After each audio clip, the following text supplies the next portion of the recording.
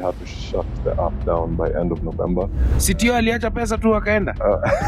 The challenge about a paycheck is you can also take it for granted and imagine that, yeah, it's just going to be there. It's just going to keep coming. It's just going to keep coming. So your decisions will, it'll catch up with you in a moment like that. Like, this is real. Yeah. It made it like very real. Yeah. So you come to Antla, you realize there's some 2,500 USD pali. And I have to decide, like, do you take the plunge or do you finish your degree first? He said computers will go nowhere.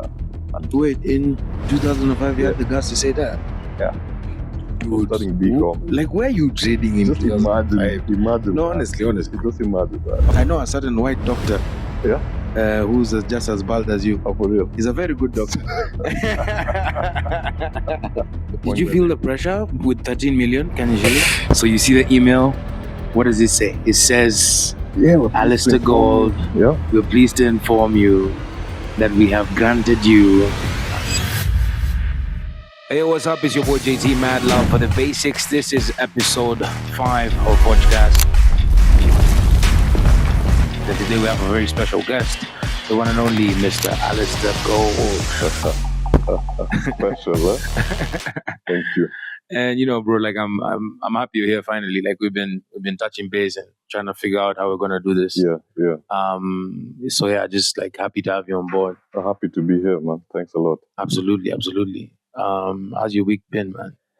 Like a UFC fight, honestly. I wouldn't lie. Yeah. But we're still standing, so.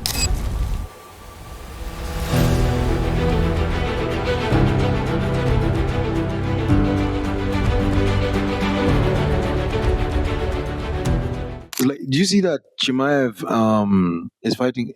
Chimaev fought Duplessis yesterday. Is that so? Yeah. Chimaev went on the stage and he was like, Allahu Akbar, Allahu Akbar. Yeah. And Dana White was like, yo, slow down. Slow down. But they're having it at the White House next year. Yeah, I think, what? 4th of July, yeah. What, there's like a UFC fight at the White House? Yeah. Look it up. Crazy. Yeah. 25,000 people. Yeah. But that should be fun, to be honest. Yeah, for sure. I don't know, like I imagine like if I'm fighting in the White House. Like, yo. Yeah, unbelievable. Probably it's like State House would be better. Because saizi watu wanachukua manduthi State House. Yeah, like why not? We can have even a fight as well. Yeah, might as well have a fight. Yeah. So yeah, just had like a crazy week myself. Yeah, just like launching products and stuff like that. Yeah. Trying to close deals here and there. And then of course thinking about what we're doing today at the same time. So it's like a lot of stuff, and then family, making time for family as well. But we're here. I was like just chilling yesterday. I decided to just go on those long nights. So cool. Yeah. And then all of a sudden I see it's like, yo, Trump is meeting Putin. Trump is. Did you see that? No, I didn't watch. Wait, you are here? No, I heard about it, but I haven't seen what the outcome is. Like. Yeah. So basically, they're saying like Trump did not like lose. Yeah. Like through the talks, but Putin won. Because at the end of the day, it was like. Trump was like, oh yeah, we have a great relationship, but the terms that were agreed after their meeting still don't sort what's happening out in Ukraine. Yeah. It's a big deal, yeah. Yeah, man. It's sort of like brings me into the art of war. It's like at the end of the day, everyone wants a peaceful outcome. Yeah. But like we all know, Hitler didn't want a peaceful outcome, but he still wanted an outcome, right? Yeah. And it's like it's just like that in life as well. Absolutely. I mean, it's war, yeah. Every day. It's kill or be killed. Exactly. How's that for you, though? Yeah, I mean, still here. Yeah. So you can tell how it's going. Yeah. But life is about grit as well, Yeah. Every day is going to throw random things at you. Yeah. You won't always be ready for them, but if you know how to brace for a punch, then at least when you're hit, you can get up again. Yeah. Yeah. Do you like remember your first fight? When my you first fight, yeah, like a physical fight. Yeah, when you were a kid, maybe. No, funny enough, Yeah. you know, that's a weird thing. I think I haven't really fought like that. You never had like a physical fight when you were a kid? Not really. Not Okay. really. Well, this scar on my eye, I got it from my bro. Okay. I'd like to hear that story. Yeah. But I can't call that a fight. I mean, it was so one-sided. Yeah. So we were like, stick fights. Yeah. Yeah, so we were doing that, and I found it a bit boring. Yeah. Like at some point, I'm like, why are we just hitting sticks? There's no action. Yeah. So at one point, I looked at this guy, and I just swung at him, and it hit him. Yeah. And he was surprised. Yeah. We were supposed to be hitting the stick, not each other. Yeah. I said, don't do that again. And I said, okay, I've got a reaction. So of course I did it again. Yeah. And he got pissed, and he just swung his at me. Yeah. This happened. Jeez, man. Yeah, it was drama. That's the one thing I feel like ever getting like a yours is not even actually like visible. It looks like those. Remember when we used to go to the barber and then we do like I'm always told that, yet it's not intentional. Yeah, so it looks like it's not entirely intentional. But I've been punched once. And now this is as an adult. Yeah. Year after night out, and it wasn't even because of me. Yeah. I didn't like that. Yeah. But I just said, there's no need for a fight at this point. Yeah. I think fights are so unpredictable, Like, you never know what can happen.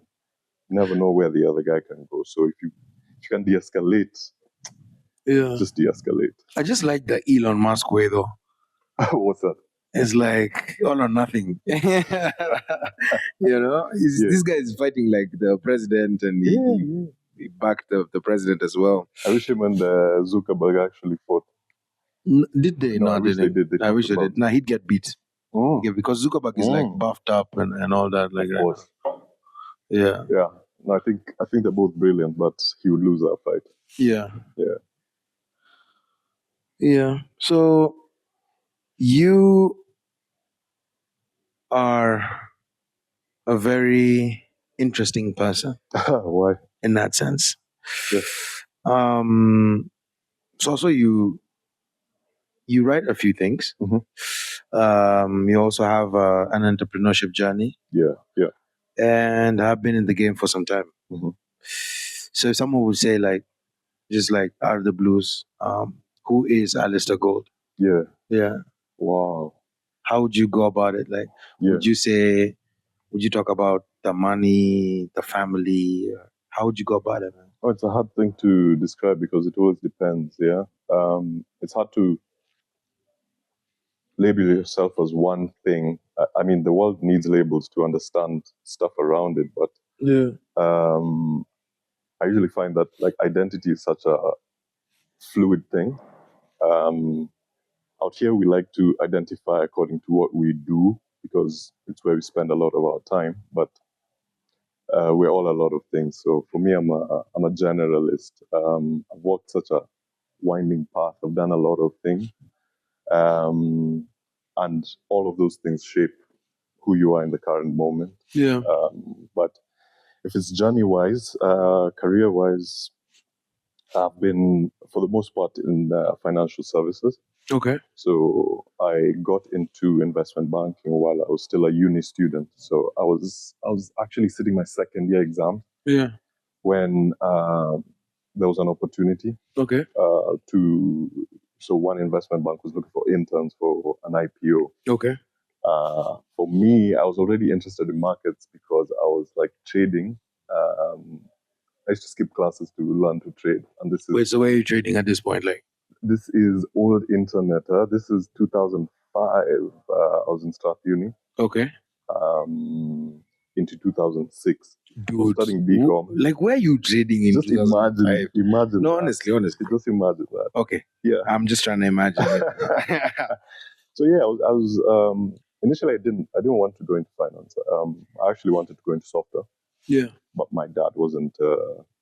He said computers will go nowhere. And wait, in 2005, you had the guts to say that? Yeah. Interesting, yeah. That's a bummer. Yeah, he wanted me to be a doctor.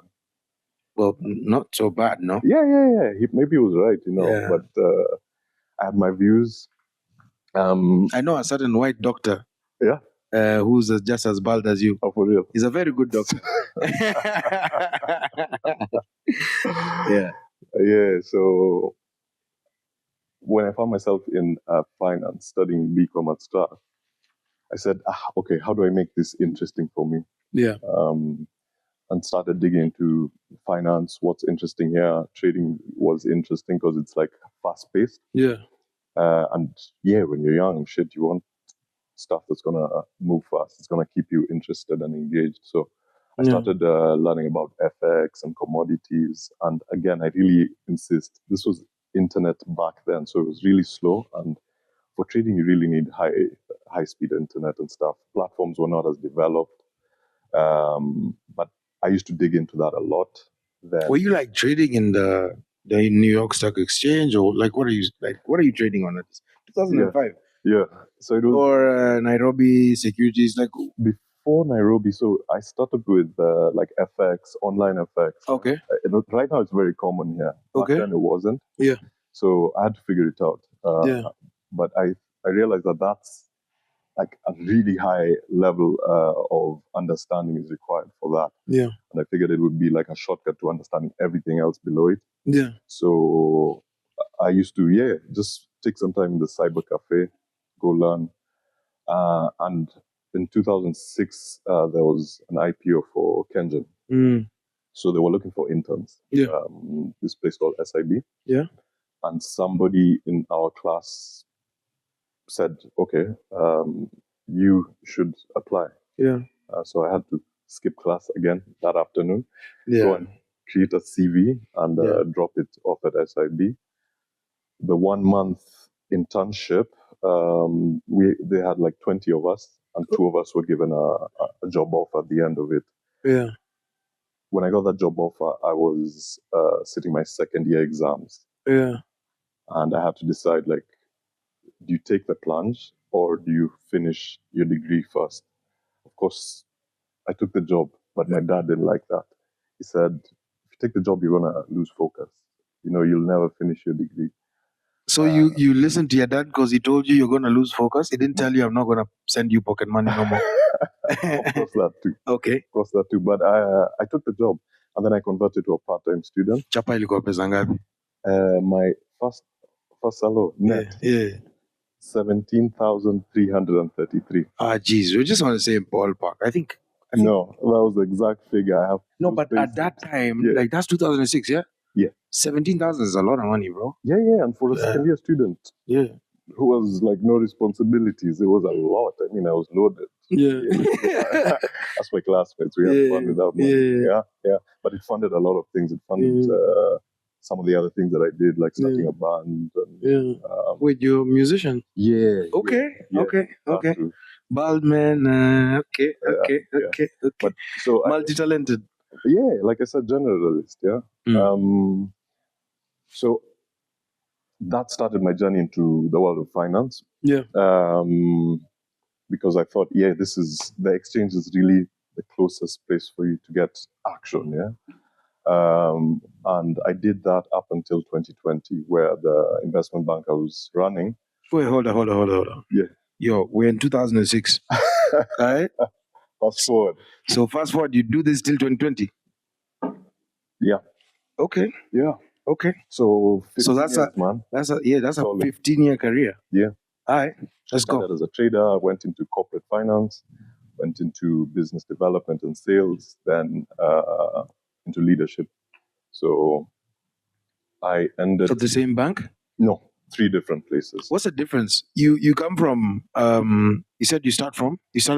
It's called Standard Investment Bank. Standard Investment Bank. Yeah. So you start in a position as an intern, and then you get into corporate finance, business development, and then eventually into leadership. So at SIB, I started off 1 month intern, then got in as I was given a position as an ops assistant. Yeah.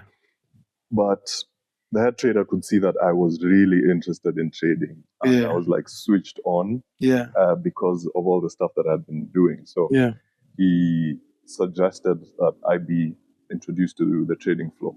Yeah.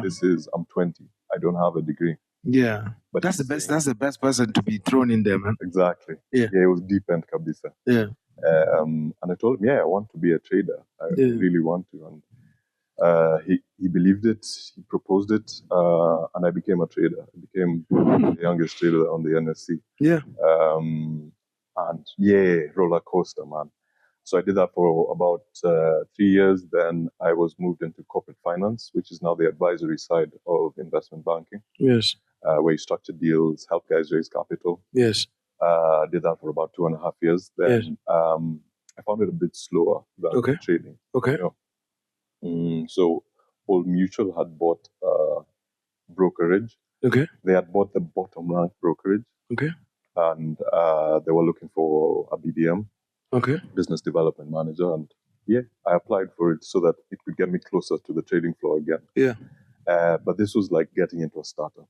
Because Mutual hadn't been in brokerage here. Okay. And they bought bottom broker. So you can imagine you're starting from scratch. So I got into that because it would get me again closer to trading, ops and stuff. And that became very interesting. Then I moved into leadership at a place called African Alliance, where I was for 6 years up until 2020. Is it true that the higher you go, the cooler it becomes, and the more high-level decisions you need to make, the less work you probably have? But, your decisions are very, very, very important. The higher you go, the hotter it becomes. Also, the hotter it becomes, yeah. Yeah. I thought it's cooler, but sasa kama upendi baridi utaezana. No, I mean, from the outside, it's supposed to look that way, yeah? And it's perceived that way. And everyone aspires to rise because there's an impression that I'll be able to tell guys what to do and I can chill. In a way, that's true because leadership is decision making. Leaders are the ones who give direction, and they have to own a decision and say, we're going this way, and everyone follows. So that's why there's few leaders and many followers anyway, in terms of just how we're set up. But it's hotter because of this. The stakes are so much higher. As you move into leadership, you realize that your decisions don't just affect you, they affect a lot of other people. They affect your team, and by extension, they affect the lives of the people behind those members of your team, their families, their dependents, everyone. So your decisions have an impact on those guys' livelihoods. Yeah.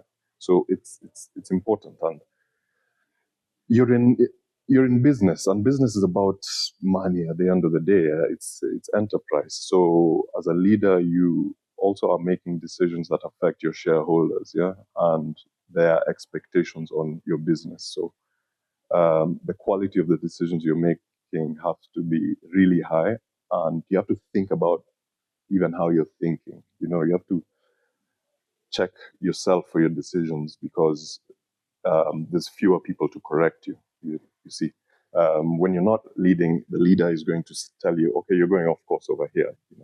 But when you're the one on top, there's fewer people to correct you. If anything, they just expect an output from you that has to get the desired results for the business. What leadership position were you in? I was the CEO of an investment bank. Okay. Yeah.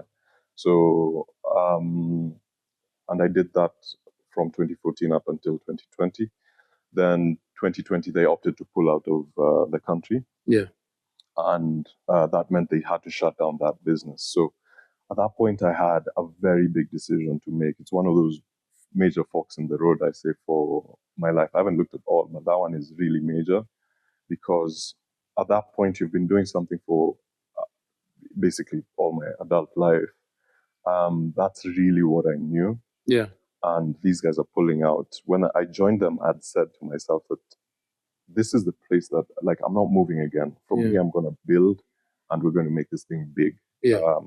At the point where they opted to pull out, I realized something so critical. And this is something that anyone employed has to remember, is that the business wasn't mine. As much as I ran it like as if it was mine, it really wasn't. I didn't own the place. Somebody else did, and they make the decision as to whether or not this thing is going to carry on or not. So when they opted to pull out and I'd owned that place, it was like the rug being pulled from underneath your feet. Like, okay, you thought it was yours, but it's not. So what are you going to do now? So your mentality while you were there was that it was yours? Yeah. I immerse myself in the things that I do because I find that if you own a thing and treat it like it's yours, whatever you're doing, you are going to give it like a lot more. And what you give is what you get. So if you give it a lot more, there's a higher chance of you getting a lot more out of it. And they didn't see the value in that? Well, they were making a commercial decision. At the point, I was very emotional about it. I felt very strongly about it. I didn't want them to do it because, it was like my baby, I said. But it really wasn't, you see. So it wasn't my call to make. We had the back and forth around the business decision of it, but I realized ultimately it's not my decision. So this is 2020. That's 2020. COVID imehit. Imagine the timing. Tibim, kazi imeenda. Tibim. So now we have to restructure. Yeah, it was hard for everyone, bro. Yeah. Stuff for everyone. So at that point, I had to think, well, do I want to keep doing the thing that I know, the thing that I've been doing all my life, or do I want to do something different? And somebody told me about Antler, this place. Yeah.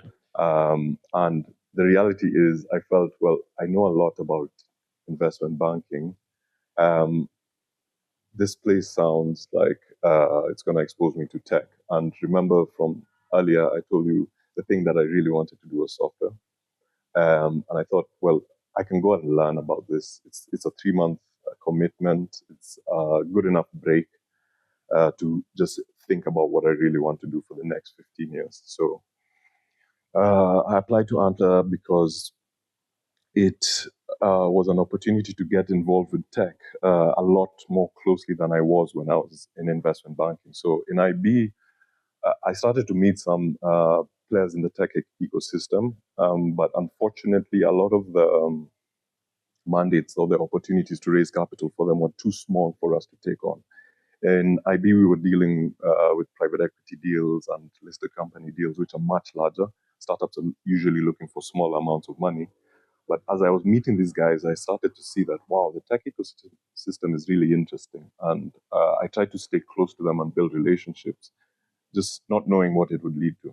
And when the Antler opportunity came about, I thought, well, this is a big risk. But yeah, I figured that that's going to give me an opportunity to learn a lot about a space that I had no idea about, which is the 0 to 1 space of tech, the early venture angel space, and the MVP development first customer, that part of a business. So I thought, 3 months, meet new people that I have no idea, but are high quality individuals because the selection process is tight, and develop my network as well. So I said, why not? Let me take 3 months to do this program, and then I'll see what to do. So you come to Antler, you realize there's some 2,500 USD pali. Yeah. I mean, I knew that I was taking the biggest pay cut in my life because, when you're CEO of an investment bank, you are getting paid, I won't lie. But the challenge about a paycheck is you can also take it for granted and imagine that, it's just going to be there. It's just going to keep coming. It's just going to keep coming. So if you're not careful with your decisions, it'll catch up with you in a moment like that. It's not that there's going to be another COVID, but we didn't know there was going to be COVID. You always have to be prepared for whatever, and life is about risk, So took the biggest pay cut in my life and decided to take a chance. Yeah. I didn't come into Antler with like an expectation that, I have to get investment. I came in here to learn and then see where I would take that. But at the moment where they decided to invest in Tulix.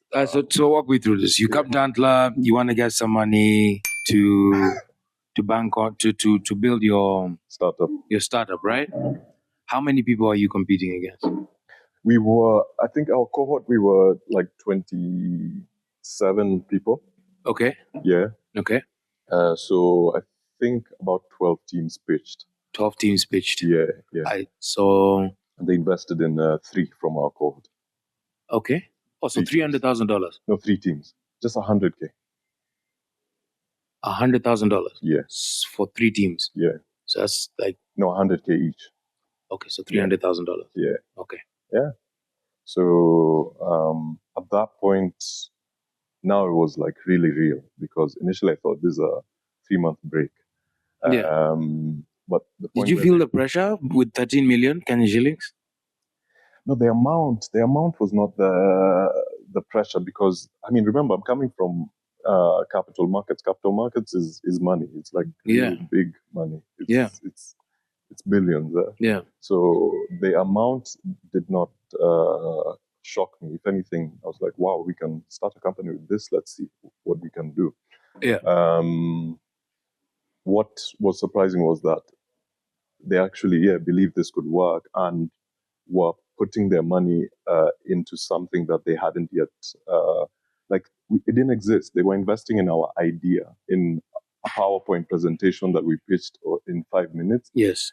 And the fact that they could do that was a really interesting signal for me to see that happens. Yet I've come from a world where before someone makes an investment, you really need to demonstrate so much proof and validation, and the business needs to be running and growing and stuff. Here, ideation, a 10-slide deck can get you an investment. That was really interesting for me. Yes. And whether I felt pressure, I mean, but it's pressure that you put on yourself as well. Well, I mean, if you don't make money, the money is just gone. No? Exactly. That's the thing. But then it was also a life decision. It was like a career decision of, do I go and do this with this little money, or do I go back and continue doing what I know with a lot more money, Yeah. Because that door was still open. Yeah. But I think my appetite for risk is still quite high, and I said, why not? I know that I have some savings that can keep me and the family going for a fair amount of time. Yeah. And by that time, we really should have made this thing work. Yeah. So I saw, we've got like 2 years to subsidize. Let's give this thing a chance. Yeah. So that's December 2020. Anta say we're investing. Okay.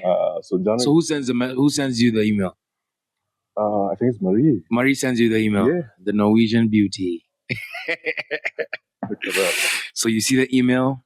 What does it say? It says, Alistair Gold, we're pleased to inform you that we have granted you $100,000.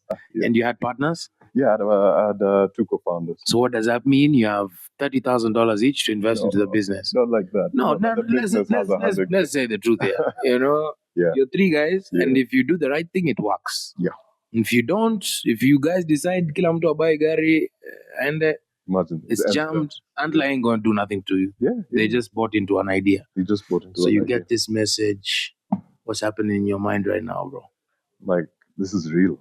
Yeah. It made it like very real. Yeah. Because all through the program, it's ideation, Yeah. And of course, you're really trying to create something that is investable, but you know that there is a likelihood that they won't invest. So you're not like married to that thing. You're not attached to it that way. But when they send you that note and you have to make a decision as to whether you're signing it or not, it becomes like super real. And, these guys are putting their money behind your idea. Yeah. You've got to make it work. You gotta make it work. You've got to make it Chapa ilingia wapi? Ilingia kwa bank. Chapa ilingia kwa bank. It depends. Ilingia. Kwa bank gani? Now the company account, or how did you guys do? Yeah, the company account. So we incorporated in December 2020 once we get the decision. Okay. We received the funds in January 2021. Okay. Yeah, and that's when now we begin the building. Okay. So what are we building in this time? We were building an accountability system for payments. Okay. And across borders. Okay. So for us, the problem we were trying to solve was visibility of money once it crosses borders. Yeah. For the diaspora. Okay.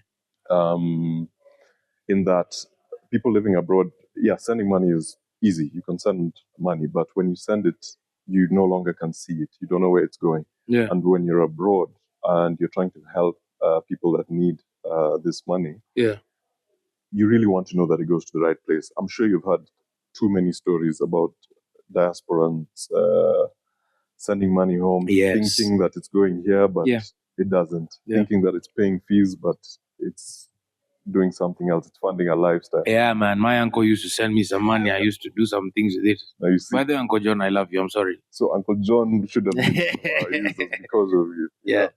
And what we were trying to do was have Uncle John and you on the same platform. Yes. So he can see where you're spending the money. Oh, you guys wanted to mess me up. Imagine. Oh. We wanted to help you.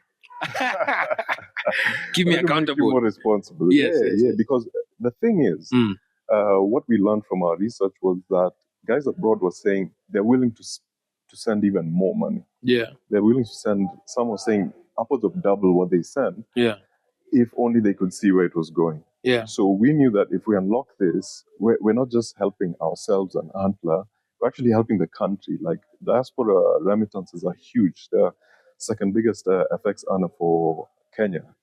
They're a big contributor to our GDP. Yeah. Imagine if what you're doing helps double that. Yeah. Of course, over time. But imagine if you're responsible for doubling that.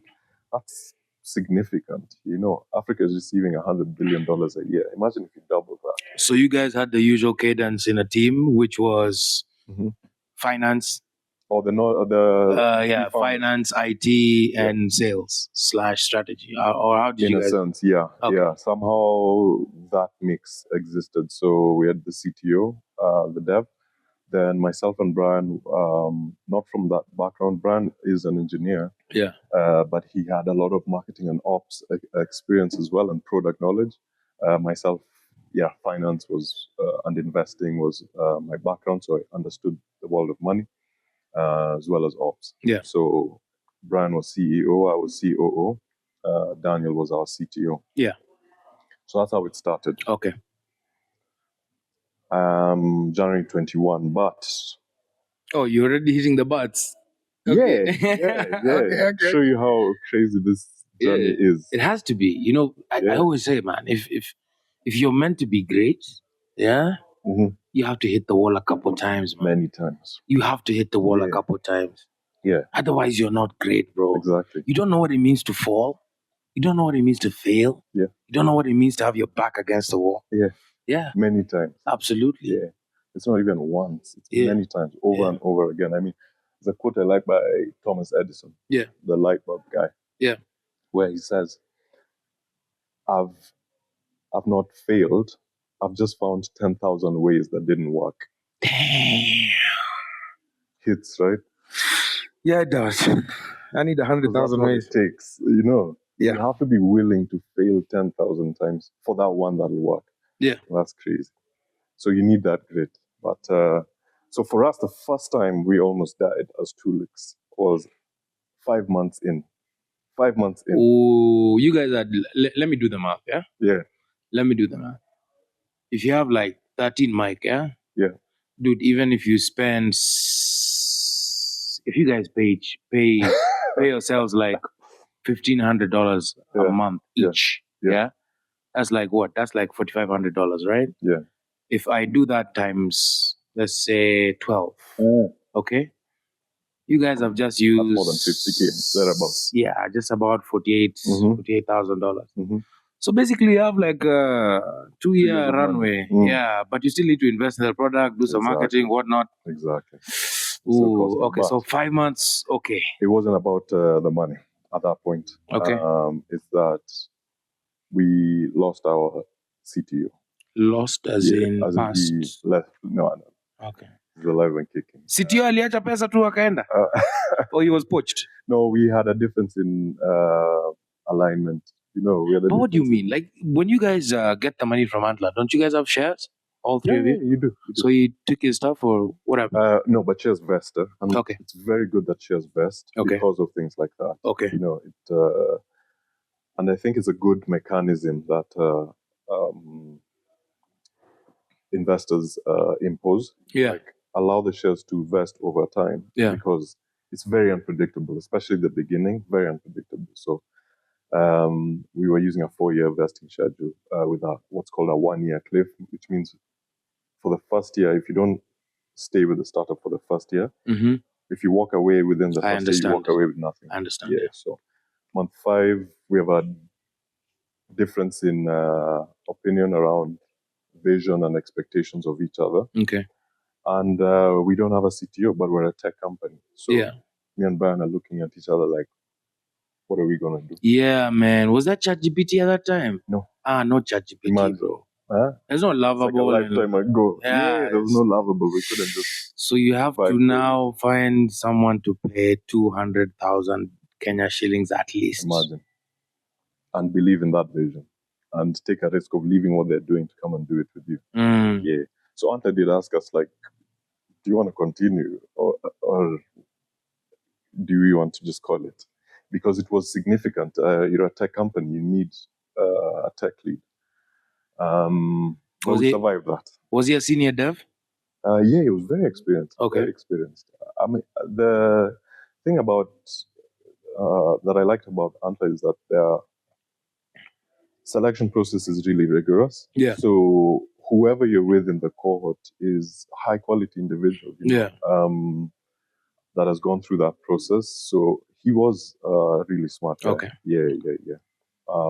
But it is a relationship at the end of the day. Yes. You know, and there's personalities involved. Yes. And it's a very long-term one. It's supposed to be a very long-term one. Yeah. See, so Kamna Guarana, you realize that, it needs to be peaceful in the home. Yeah.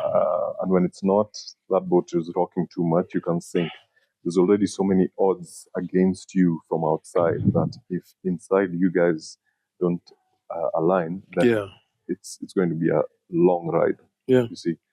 So we split up, and we had to figure out what to do as two non-devs running a tech company, and we learned some lessons through that. We tried to get some help from external parties to help us build an MVP. Yeah. Because we knew that hiring a wait. Yo, so 5 months in, y'all didn't have an MVP yet?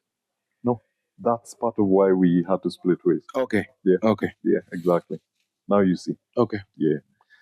But I mean, I don't want to throw shade, so I get you. I mean, I hear you.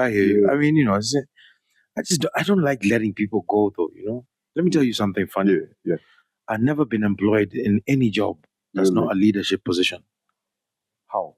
I don't know how, man. Respect. It's kind of weird, no? Yeah. No, respect, because I know it's hard.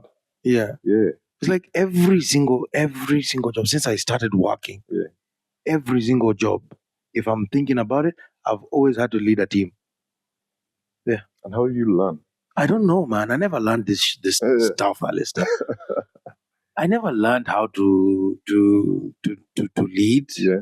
There's no school that teaches you how to lead. But you've been doing it. Yeah. And you know, on the way you meet people that are very good at what they do, and you learn by just watching their actions. Correct. Yeah. A lot. And you adapt. And what you don't know, you learn. And you move like that. I agree. And in that sense, I the toughest moments for me was when Samuel Amai had to go. You know, and he came to me one day, and you know, Sammy's just looking at me and he's like, you know, bro, I'm bouncing. Yeah. You know. And that hurt a lot. Yeah. You know. As a team member. Yeah. Superstar. Yeah. So for me is when people go, it's the toughest, you know? Yeah. It's the toughest part. It is. So I know that wouldn't have been easy for you as well, but maybe there was no cadence, or just, you know, maybe because you're going to find vizuri. But you said you don't want to throw shade. Yeah. But regardless, so that challenge comes, you're faced with it, you find a way to deal with it, right? Yeah. How'd you move forward from then? So we got an external dev team to help us build an MVP. It was very expensive, so we paid school fees there, the cost of learning. Yeah. But it was sink or swim at that point. Getting a fellow co-founder was going to take a lot more time than us going to just build an MVP somehow. Yeah. So we said we'll look for a CTO, but that shouldn't stop us from trying to build. Yeah. Because we're really committed to this mission. So that cost us a lot. But we had an MVP, and we knew that with an MVP, we can at least validate the problem that we're trying to solve and prove to some people that it's worth funding. You see, so we were targeting around October of that year. Yeah, to open your round? Yeah. Okay. To start fundraising. So we needed to have built something by then and proved something. So you need your early adopters, you need your use cases, you need everything running. Yeah. And you need to do that in like 4 months. Yeah, so you need to hit beta very, very quickly. Very quick. Okay. Did it happen? Oh, no. Yeah. But I mean, we got an MVP going. We started trying to raise funds, but we were going to run out of money by the end of that year because of all those things that happened. And because, businesses cost money. Yeah. So the second time we almost died was when it came to the end of the year. We had very little run rate left, and we had this MVP without a CTO. Yeah. And we had to think, like, what are we going to do? How are we going to get into next year? At this stage, we had a product, we had a few customers, but there was not going to be enough money. And at the end of the year, at the start of 21, end of the first year, you've taken a big bet on yourself and you've tried to build something. Everything points to, well, it's not going to work. Yeah. And it's only year one. Yeah. Because you're going to run out of money. No one has invested. I mean, there were good signals coming in, but no one had actually cut us a check. So we're starting the year thinking, wow, what are we going to do? Yeah. It's just these few months left. It's just me and my co-founder looking at each other again. And then we got an investment from these guys called the Catalyst Fund. Yeah. You got an investment? Yes. So well, you're damn lucky. I mean, nothing is working, but you got an investment. Yeah. So what they do, or what they used to do, was they had what's called a fund for inclusive fintech, and they felt that our solution was aligned with their vision. Yeah. So we were probably one of the earliest stage startups that they invested in at that point. Yeah. Because they used to invest in much later stage companies, but they liked what we were building. Yeah. They felt that, it aligned with the vision for their fund. So January, we get a call that they're going to invest. Yeah. And it came with venture building as well. So we would have their team as part of ours. Yeah. Up until then, it had just been us. Now we were getting experts involved, and it was going to help us now hire our first proper team. Yeah. Move a lot faster. So that spared us. Yeah. And it really accelerated us. Yeah. Yeah. Great experience. Catalyst Fund were amazing people. Yeah. And love what they're doing for the ecosystem. And so their support helped us now hire our own internal team so that we could build internal tech, start over again, because we could not go very far with that MVP we had. We needed to build a V2. Yeah. So that happened, and we were able to hire the team, start to get some proper traction. We redesigned the app. We went through new flows. Really got to understand our customers a lot better because we had some breathing room. It wasn't emergency mode. So this is 2022. It's going great. We're planning to launch in October, November, and everything looks great until we launched in November, and then we had to shut the app down by end of November for reasons that I can't necessarily talk about here. But we knew that if we launch in November, we're fundraising in April 2023, we're going to be good because all the signals looked right. Traction's going to be right. Adoption is great because we've got a huge wait list. It's all looking right. When we had to shut down the app in the same month that we launched it, that now was the nail in the coffin. Third time that we almost died. Okay. Fool me one time, shame on you. Fool me twice, can put the blame on you. Now, Fool me three times, the peace sign. This was the third time. This was the third time. Where we had to make some really significant changes to our infrastructure, to our integration partners, and we did not have the time. Again, bigger team, you have rebuilt everything. Even though Catalyst Fund had invested in us, it's not endless money. We knew we had enough to get us to the point where we're fundraising, but we didn't expect such a situation that you can have to shut down your app a month after launch. No one can plan for that. And for no fault of your own, it happened as it did. And start of early 2023, we had to tell our team, guys, look, app's been down. We're trying to get it back up. It only got back up in March. But at that point, you're dealing with money, yeah? So it's easy to lose trust from customers if anything is sketchy. And you can't go into the details of this has happened and this is why we put shut down the app, give us some time. No, you've made a promise. You need to hold up your side of the conversation. And when you've been building up expectation and then that happens, whoa, it's hard. So we talked to the team and told them, this is how it looks. It looks tough, but we're going to try. We're going to try and raise money. We're going to try and keep the lights on. But from end of April, there's no more money to pay anyone. So what happens after end of April? Everyone has to make an individual decision as to whether they continue. Okay. Me and Brian, we had to continue. So you and Brian stay. The rest of the team is gone. No. The amazing thing is the whole team said they're going to stay. They're going to stay for as long as they can while we try and figure this out. Because they knew that fundraising is ridiculously difficult. And if they leave us at that point in time, then it's assured that it's going to fail. But if they stay on, even though it's difficult, there's a higher chance of success. So the whole team stayed on.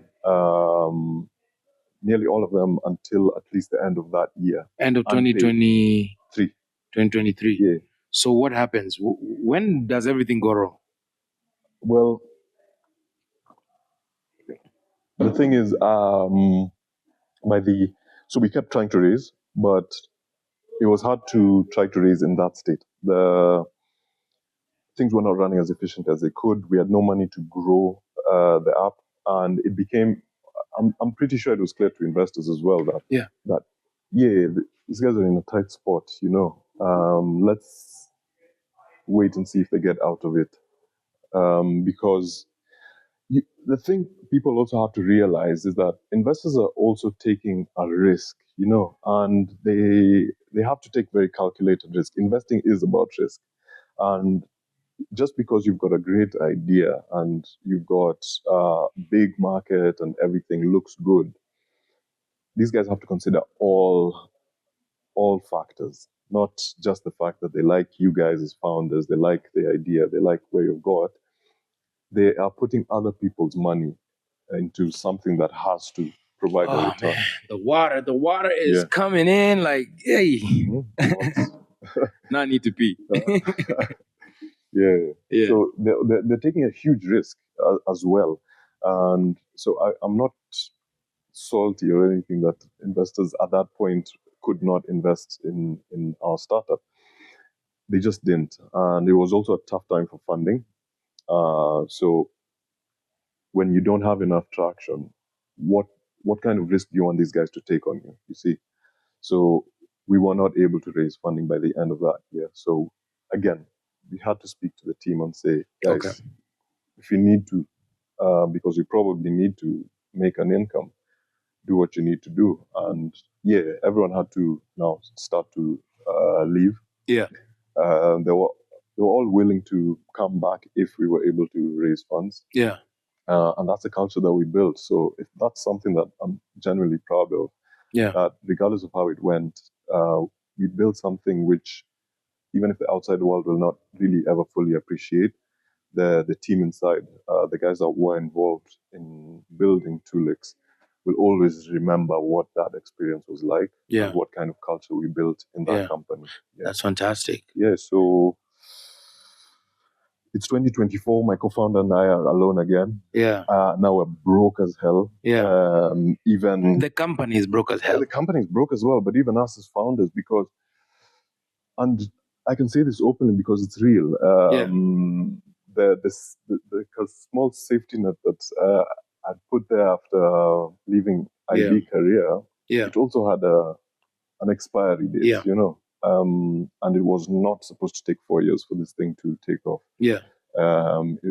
I'd planned for a lot less. So at this point where my co-founder and I, we got into this thing and said, at the start we said, let's give this everything. Let's have no distractions, no side projects, because we put everything in, that's the highest chance of success. So Tulips was all we were doing all through.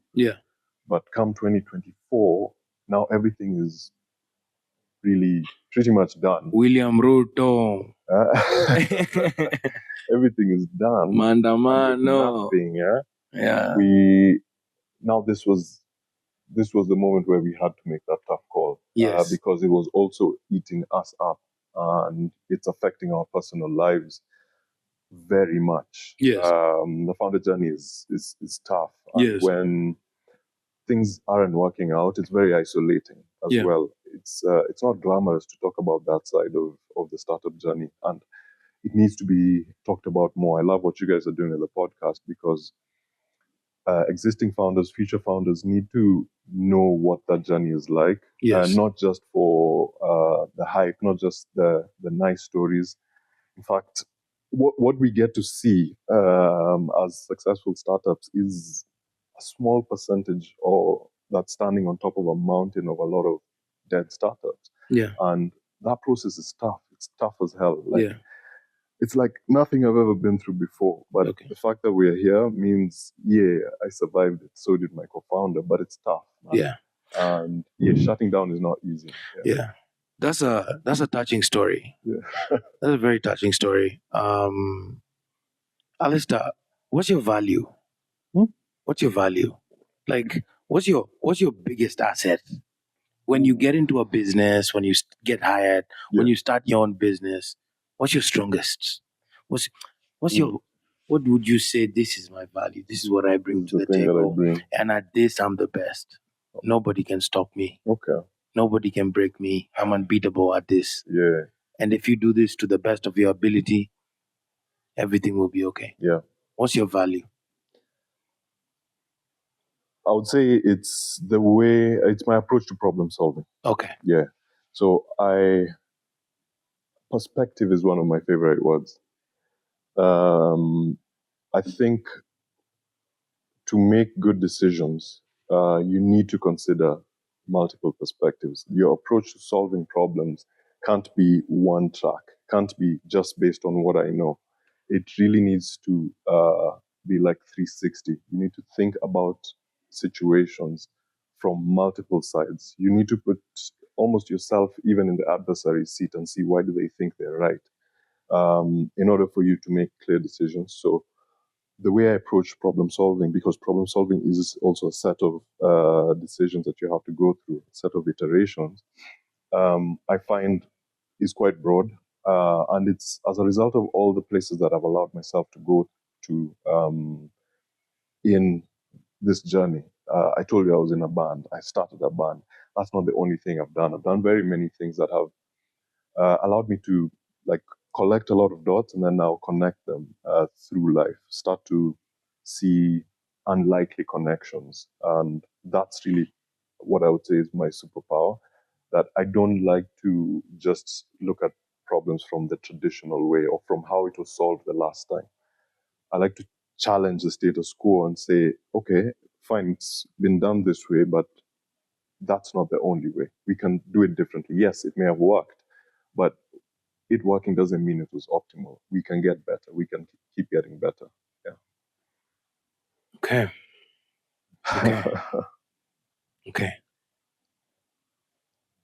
We're in 2025 now. Your business might have not gone well, but you're looking ahead. You're doing a few things right now. Would you want to speak about it? Yeah. Yeah, I'm doing a bunch of things right now. The thing is, I'm a problem solver. Yes. And yeah, I can't sit still without a problem to solve. So um, from the end of last year into this year, I just started re-engaging with my old networks, and I'm involved in a couple of things. One of the most interesting is combining my knowledge and all that experience to see, okay, how can I help people now with all that stuff that I've done and that I know.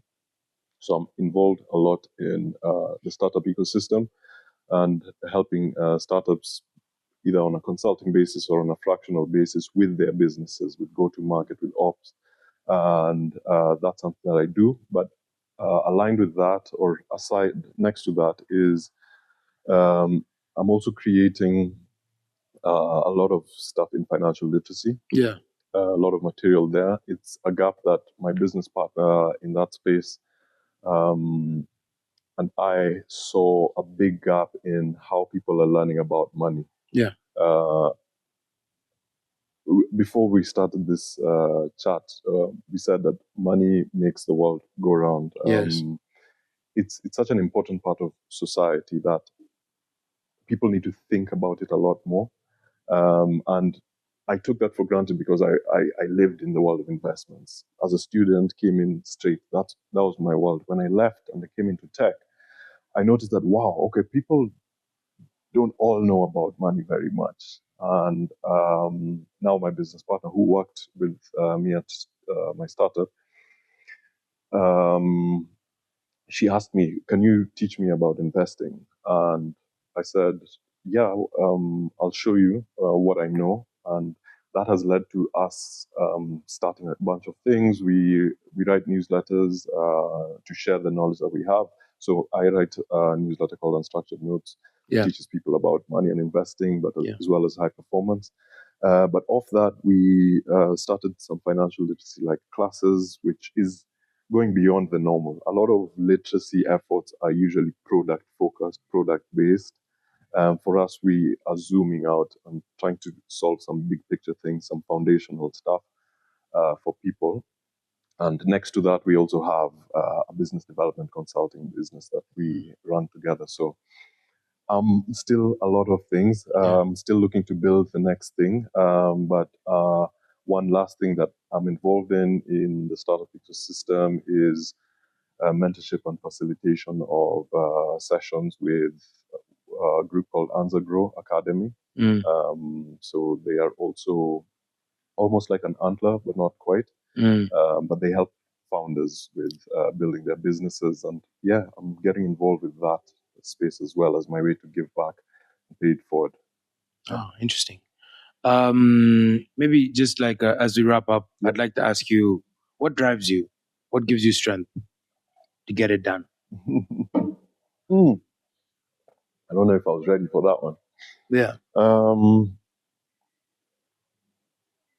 I could say, in a sense, it's still related to problem solving in that there's always going to be a problem to solve. You're driven by problems to solve? Yeah. Okay. Yeah, I think, like, why else are we here? Problems give you strength? Yeah. Okay. I don't want peace. You want problems? I want problems. Okay. Yeah, no, but the reality is we've got so many problems to solve out here. Innovation is about solving problems. We are here today. I think you're talking about opportunities, right? And where do those come from? In this case, for you, opportunities would be problems. Yes. I'm saying at the back of your mind, what actually drives you? You know, what gives you strength to go? It's having that vision of the life that you want and the ideals that the ideal world that you have. Okay. Because all of us do stuff for the future, right? It's intended at some kind of life that you want to live. And that journey requires you to really want to do the things that you have to do in order to get to that promised land, if I can call it. Yeah. So for me, it's that grand vision, that vision of the future that I have of what a great life looks like is worth doing all the things that I need to do in the present to live that life. What's this great life though, man? Like, it's very. Nini? Maybe gari tatu, It's possible. Nyumba moja la vi ingine kile. Ama runda. It's not even that. Karen. It's more on. Or just your kids coming back home when you're 70 years old. Yeah. It's a series of things in that. What kind of life do you want to be living? What kind of life do you want to be comfortable living? What kind of person do you want to be? For you to say that, I like that person, because you really have to like yourself. Yeah. But we're never really finished. We're a constant work of art. So still having more to develop in yourself means that you acknowledge that there's still room for improvement. There's places I can still grow into. So growth is, I guess, the thing that keeps me going. Just that constant pursuit for better. I think that things can always be better. If there's any way that I can improve today, what's an opportunity for me to get a little bit better? Because every day presents you with that. Whether you use it or not is up to you. Some people do, some people don't. But every day you have an opportunity to get a little bit better. And when you compound that over a long period of time, then you can become the person that you want to be. Thank you so much, Alistair Gold. Thank you. Cheers. Thank you so much for joining us. We should do that. Yeah. Ladies and gentlemen, boys and girls, grandmas, grandpas, people that are watching podcasts today, I want to tell you this is the best podcast in the world. We're about to do very big things in Africa. We're about to deliver products that have never been seen before, and indeed that are going to serve each and every purpose that they are set out to do. It's been a great interview today with Alistair Gold. My name is JT Muga, and I also serve Quick API, which gives you easy access into M-Pesa APIs. Also, the best in the world. As we say, Alistair, here, you do your hand like this, and we say forge to the world. So let's go. Forge to the world.